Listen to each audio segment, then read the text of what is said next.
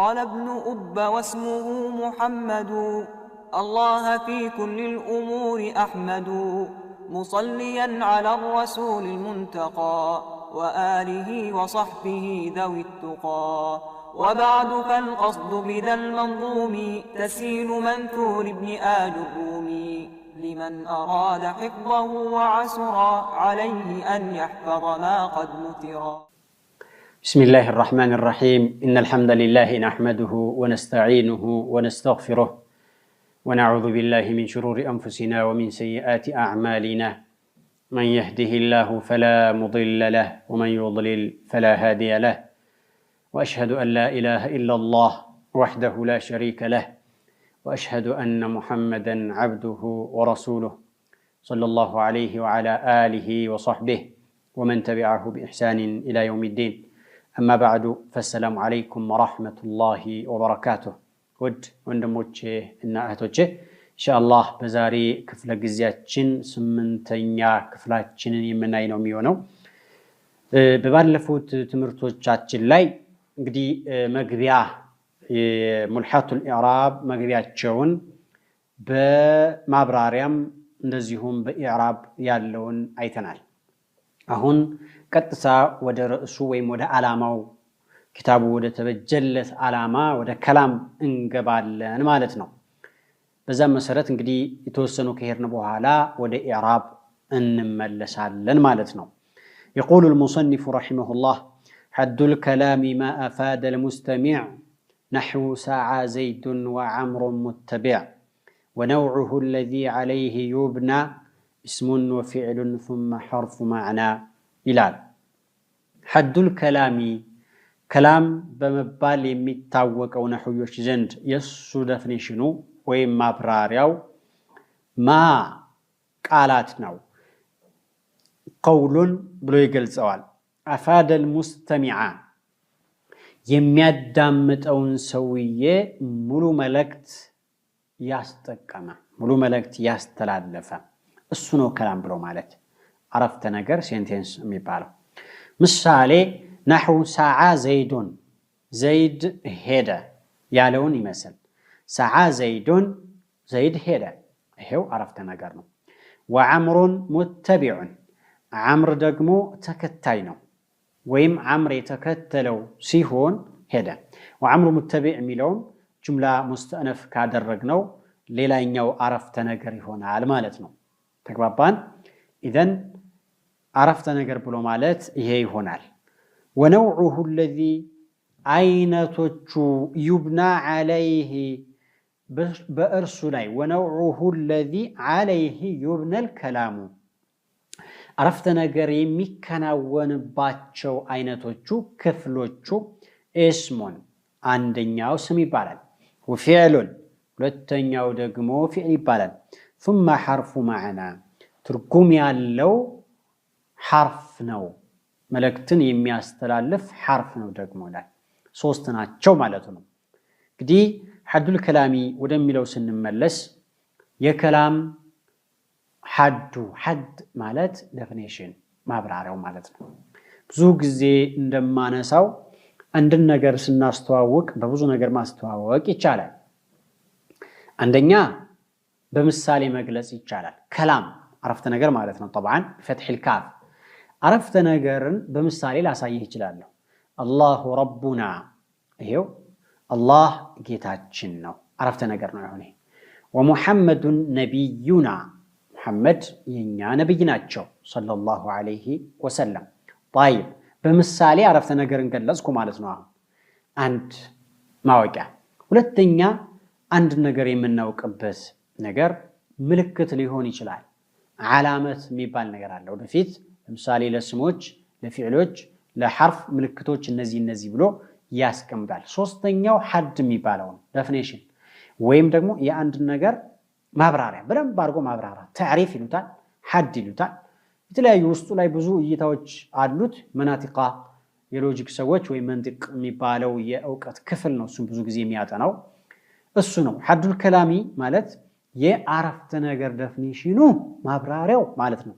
ሐድ ማለት ምን ማለት ነው? ሉገተን ወስጢላሐን አልፏል ባለፈው ቤት ላይ ስንማር يا سائلي عن الكلام المنتظم حدا ونوعا وإلى كم ينقسم ሶስት ጥያቄዎች ናቸው የቀረቡለት ብለናል አይደለም እንዴ አንደኛው የአረፍተ ነገር ዴፊኒሽን ነው የተጠየቀው ሁለተኛው አረፍተ ነገር የሚከናወንባቸው ክፍሎች ወይም ነገሮች ምንድናቸው ስንት ናቸው የሚል ነው ሶስተኛው እነዚህ የአረፍተ ነገር አካሎች ወይም ክፍሎች ወደ ስንት ይከፈላሉ ስም ለስንት ይከፈላል ፊዕል እንደዛው ሐርፍ የሚል ለመጀመሪያው ጥያቄ መልስ እየሰጠ ነው ማለት ነው እና ያንን በመናይበት ጊዜ ሐድ ምንድነው ሉገተን ወስጥላሃን የሚል ተምረናል ይመስለኛል አስተዋውሱ ኢንሻአላህ ተዓላ ስለዚህ ሐዱል ከላሚ ማ ያለው ስም መውሱል ይባላል ቀውል ብለው ይገልጹታል ሹራሖቹ ቀውል ነው ማ ማለት ቀውል ነው ምን አይነት ቀውል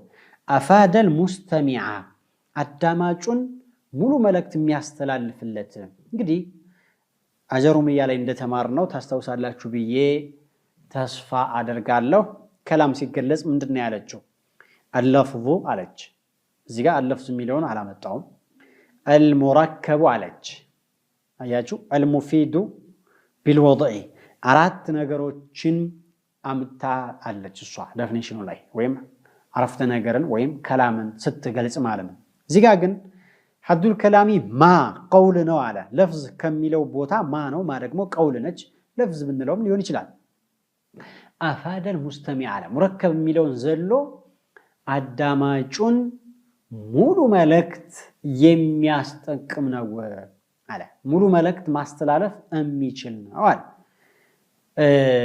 እንግዲህ ሙሉ መልእክት የሚያስተላልፍ ሲባል የሚያዳምጠውን ሰውዬ እርካታውን የሚቆርጥለት ማለት ነው ዘይዱን ቃኢሙን ስል ዘይድ ቁሟል ቢያውን ጨርሼለታለሁ ወሬውን ተግባባን ዘይዱን ጃሊሱን ሙሐመዱን ቃዒዱን ጨርሻለሁ አረፍተ ነገር እንግዲህ የመጀመሪያው ከላም ለፍዝ መሆን አለበት ወይ ቀውል መሆን አለበት በአንደበት የሚነገር መሆን አለበት ለፍዝ ይሁን ማለት ድምጽ ነገር መሆን አለበት ከ28 ፊደሎች ያቀፈ ድምጽ መሆን አለበት ማለት ነው ቀውል የሚለው የተሻለ ነው ለፍዝ ከሚለው طيب ቀጥሎ ሙረከብ መሆን አለበት ሐረክ ወይም የቃላት ጥርቅም መሆን መቻል አለበት ሙረከብ የግድ ነው እዚህ ጋር ባያነሳው ማለት ነው ቀጥሎ ሙፊድ አለ ይሄን አምጥቶታል ማ አፋድ المستمع ማለት እሱ ነው ሙፊድ ማለት ምንድነው بأن أفهم معنى يحسن السكوت من المتكلم عليه የሚናገረው ሰውዬ ዝም ማለቱ ዝምታው ጥሩ ነው ተብሎ የሚወሰድለት ለምን ለምንድነው የተወሰደለት لأنه أنهى الكلام عرفت ነገሩን ጨርሶታል ላ መልእክቱን አስተላልፎታል መልእክቱን ካስተላለፈና ከጨረሰ አትጠብቅም አንተስ ጨርሶልሃል ላ ተግባባን ጀሚል ما أفاد المستمع ማለት ይሄ ነው بالوضع ምትለዋን ጨምራት እዚህ ጋር ባትመጣም ይታወቃል መቼም በአረበኛ መሆን አለበት ማለት ነው ወይም بالوضع ማለት ታስቦ የተናገርከው መሆን አለበት የእብድ ንግግር የቅዥር ንግግሮች አረፍተ ነገር ሊባሉ አይችልም ምክንያቱም ከሐሳብ የመነጩ አይደሉም አስበው አዘጋጅተው ያወራው መሆን መቻል አለበት አራት መስፈርቶች ሌላው ፋኢደተን ጀዲዳ ይላሉ አዲስ መልእክት ማስተላለፍ መቻል አለበት ማንንም የሚያውቀው ከሆነ አዲስ መልእክት ከሌለው አረፍተ ነገር ሊባል አይችልም ለምሳሌ السماء فوقنا ሰማይ ከኛ በላይ ነው ይሄ አሁን ጻኑም ያውቃል አይደለም ነኝ الحاجب ቅንድቤ فوق عينيه ከአይኖቻችን በላይ ነው ያለው ይሁሉም ያውቃል አይደል الكل اعظم من الجزء الواحد نصف الاثنين እነዚህ ضروري የሆኑ ነገሮች አሉ ضروري ማለት ግልጽ የሆኑ ነገሮች ለማንም ማብራሪያ የማይፈልጉ የሚታወቁ ነገሮች አሉ ተግባባን እነዛ ነገሮች አረፍተ ነገር አይባሉም የሚሉ ሰዎች አሉ ይሄን የሚሉ ሰዎች አሉ لكن ይሄ الكل اعظم من الجزء ያለው السماء فوقنا ያለው ስላወቅነው ነው እንጂ አረፍተ ነገሩ መልእክት የማያስተላልፍ ነው አይደለም ስለዚህ ሙፊድ ፋኢደተን ጀዲዳ አዲስ መልእክት የማይታወቅን መልእክት ማስተላለፍ አለበት እንደ بعض النحويين አይሸረጥም ይሄ መስፈርት አይደለም ስላወቅከው ነው እንጂ ባታውቀው ኑሮ መልእክት ያስተላልፋል እና عرفت ነገር ይባላል ሁለተኛው ቀውል ይሆናል ስለዚህ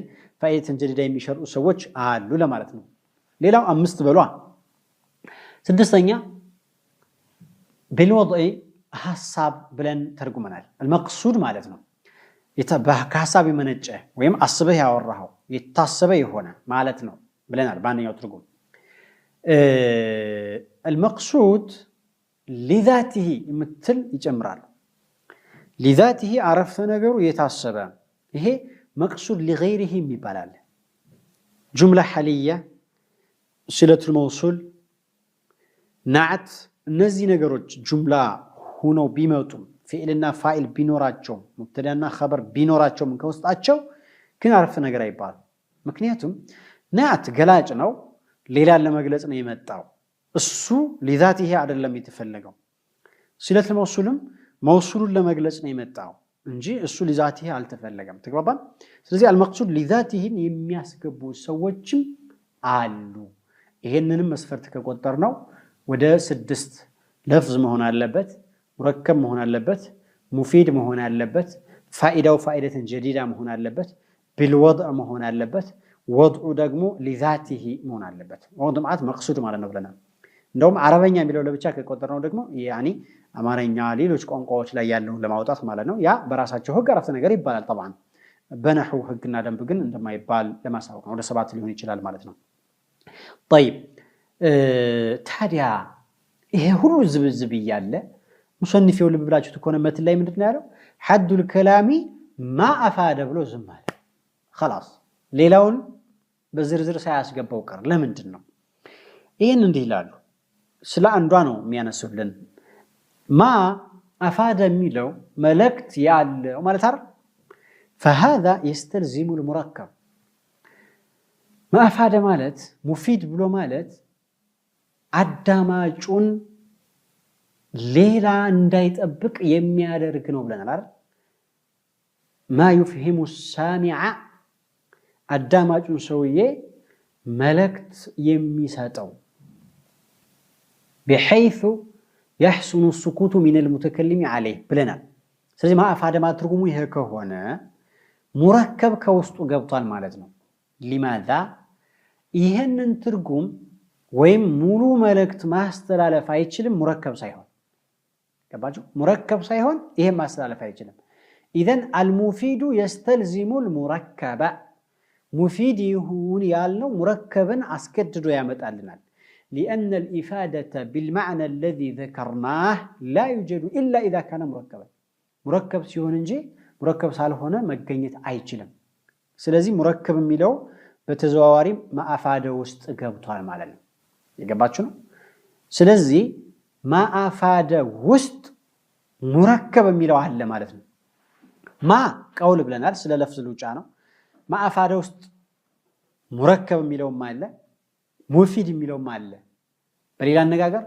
ሶስቶቹ ከቆጠራቸው ከስድስቶቹ አሉ ማለትን ከመትኑ ማግኘት እንችላለን ብለው በዚህ መልስ ይሰጣሉ ግን ይሄ መልስ ተቃውሞ አለው ተቃውሞ ምንድነው ማስተካከያውስ ምንድነው የሚለውን ኢንሻአላህ ካፍታ በኋላ እናየዋለን السلام عليكم ورحمة الله وبركاته قال ابن أب واسمه محمد الله في كل الأمور أحمد مصليا على الرسول المنتقى وآله وصحبه ذوي التقى وبعد فالقصد بذا المنظوم تسهيل منثور ابن آل الرومي لمن أراد حفظه وعسرا عليه أن يحفظ ما قد نثرا السلام عليكم ورحمة الله تعالى وبركاته المفيد ويم ما أفاد يميلو مركبا أكاتوي تقبابان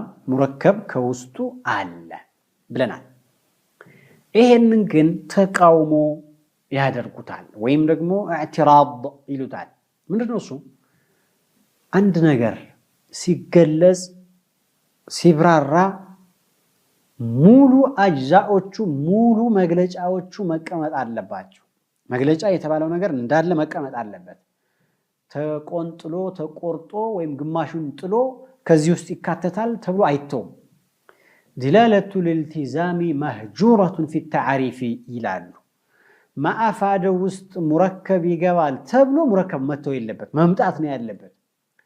አጅዛኡል ማህያህ በዝርዝር ቁጭ ማለት አለባቸው። ተግባባን? ስለዚህ አንድ ነገር ታሪፍ ሲደረግ ሙሉ እሱን የሚገልጹት ነገሮች መምጣት አለባቸው። ጅንስ የሚባለው ፈስል የሚባለው ፈስሎቹ ብዙም ከሆኑ ሁላቸውም መቅረብ መቻል አለባቸውና ሙፊድ የሚለው ሙረከብን ያካትተዋልና ነው ሙረከብ የቀረበት የሚለው መልስ ትክክል አይደለም ማለት ነው። ይሄ እንደ መናጢቃዎች እንደ መንጢቅ ህግና ደንብ የአንድ ነገር ዴፊኒሽን ሲዘረዘር የሱ ማዋቂያዎች ሁሉ መምጣት አለባቸው። ስለዚህ መልሱ ትክክል አይደለም ማለት ነው። ሌሎችም እንደዚሁ አረበኛ ይሁን የሚለው ለምሳሌ አልመጣም። ይሄ ራሳችን ይነግረናል። እያወራ ያለውም በአረበኛ ስለሆነ መቅሱዱ በአረበኛ ይታወቃል። መቅሱድም ሲባል ሊዛቲህ ነው፣ ሌላ ነገር የለው።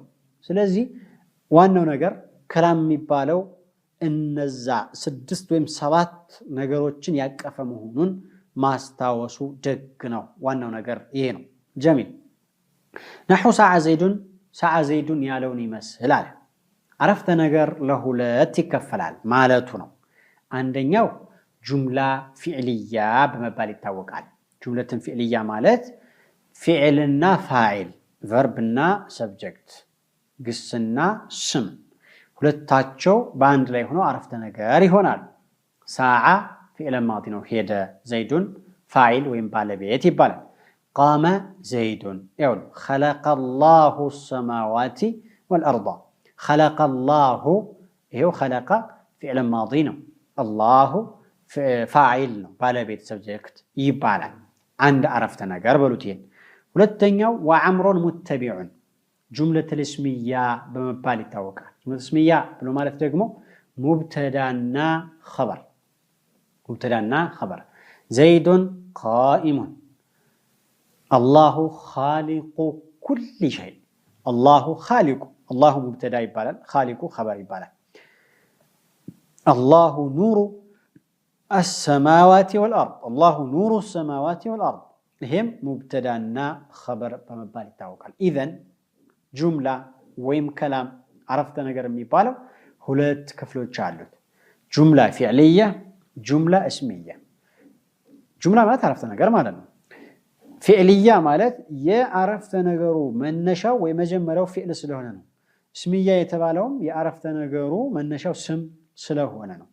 እና ምሳሌው እሱን ለመጠቆም ነው። ምን አለ? ነሑ ሰዓ ዘይዱን ወዐምሩን ሙተቢዑን። ይሄን ጥቆማ እያደረገን አባል طيب አረፍተ ነገር እንግዲህ ከላም ማለት በዚህ መልኩ ካየነው አረፍተ ነገር ከምንድን ነው የምንሰራው?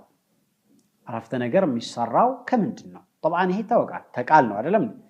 እሱን ነው የሚነግረን። አሁን ቀጥሎ ምን አለ? ወነውዑሁ الذي عليه يبنى ወነውዑሁ አይነቶቹ አለ الذي እርሱ عليه يبنى በእርሱ ላይ ወይም ከእርሱ አረፍተ ነገር የሚገነባበት ዩብና ዩረከብ ዩአለፍ አረፍተ ነገርን የምንሰራባቸው አይነቶች ወይም አረፍተ ነገርን የምንሰራባቸው የቃላት አይነቶች።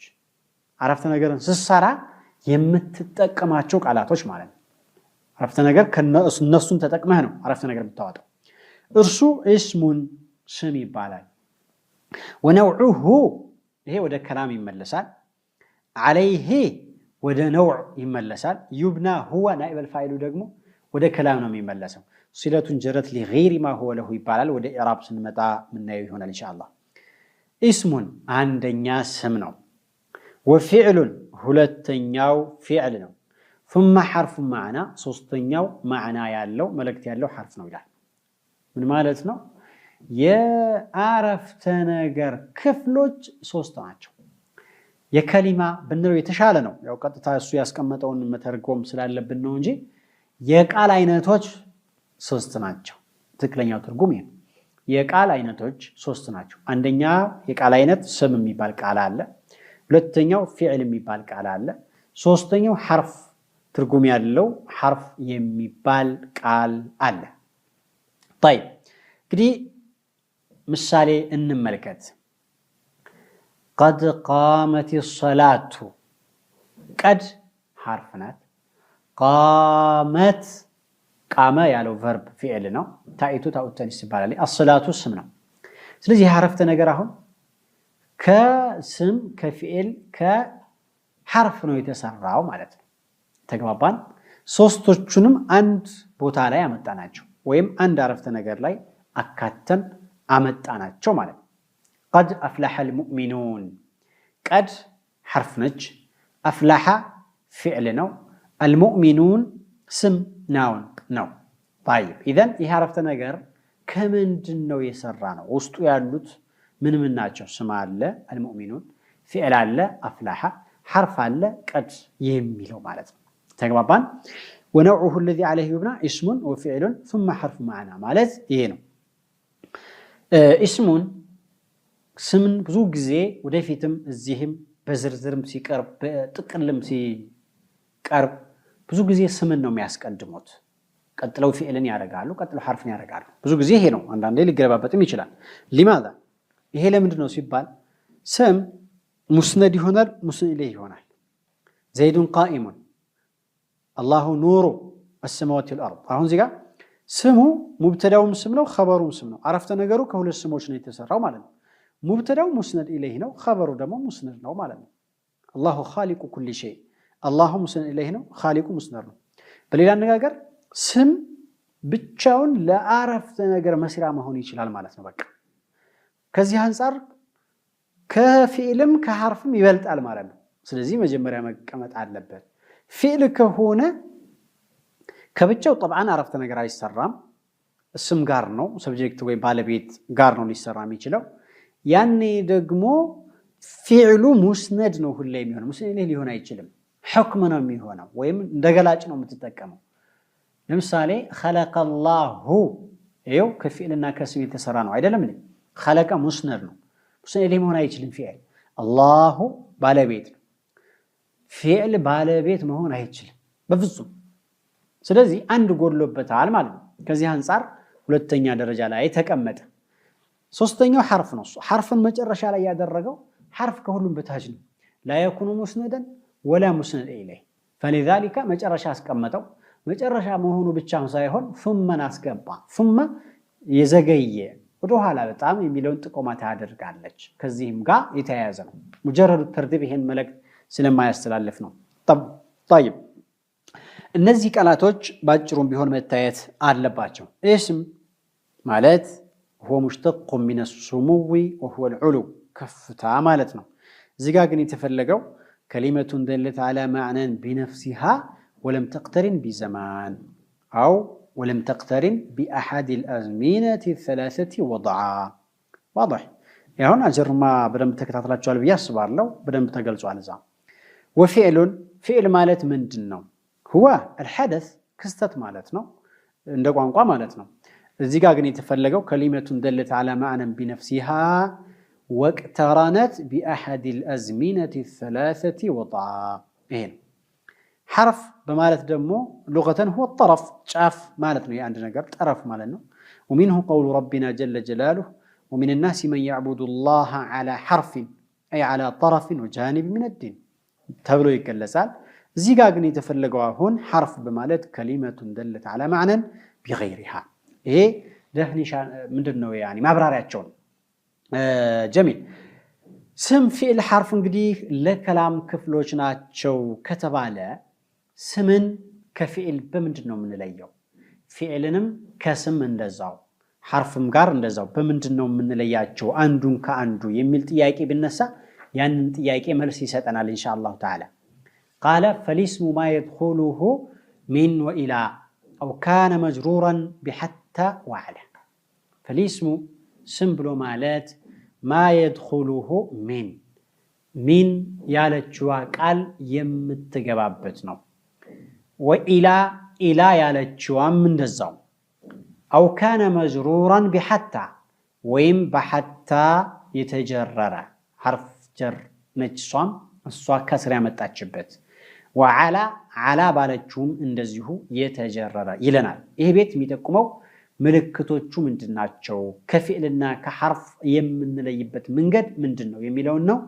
ማብራሪያው ኢንሻአላህ በሚቀጥለው ትምህርታችን ይሆናል። ለዛሬ ጀመረ ካረግነው በቂ ነው። ኢላ ሊቃኢን አኸር فالسلام عليكم ورحمة الله وبركاته. قال ابن أب واسمه محمد الله في كل الأمور أحمد مصليا على الرسول المنتقى وآله وصحبه ذوي التقى. وبعد فالقصد بذا المنظوم تسهيل منثور ابن آل الرومي لمن أراد حفظه وعسر عليه أن يحفظ ما قد نثرا.